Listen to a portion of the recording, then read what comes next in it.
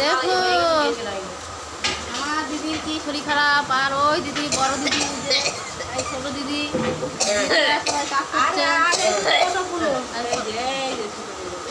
আশীর্বাদ দিয়ে দিচ্ছে ছোট দিদিকে। এরা সবাই আশীর্বাদ দেয়, সেই আশীর্বাদে আমি কাজ করি। আর এদিকে মাসিও আশীর্বাদ দেয়। আর আশীর্বাদ দিয়ে দেখো ফল মাকড় সব চলে এসছে, লেবু লঙ্কা শশা ধনে পাতা, এই যে রসুন কাটছি আদা কাটছি। সেটা ইসের মাল হবে, তরকার মাল। সেটার মাল কাটা হয়নি, লঙ্কা লেবু সব কাটা হয়ে গেছে। দিদি বিশেষ কথা আর কি, দিদির বিশেষ শরীর খারাপ। দিদি কিছু বলবে? হাসছে। কি আর বলবো বলুন, আমাকে দেখেই তো বুঝতে পারছেন আমার কি অবস্থা হচ্ছে।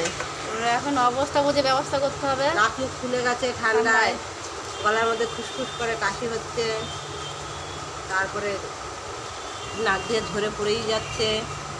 মানে এত ঠান্ডা লেগেছে, ঠান্ডা লেগেছে, প্রচুর ঠান্ডা লেগেছে। ঠান্ডার হাতটা একটু গলার সুরটা অন্যরকম হয়ে গেছে, গলার সুর আবার অন্যরকম হয়ে গেছে, কথাটা বোঝা যাচ্ছে না। কথাটা সেরকম নেই, মনে হচ্ছে আমি মোটা মোটা কথা হচ্ছে।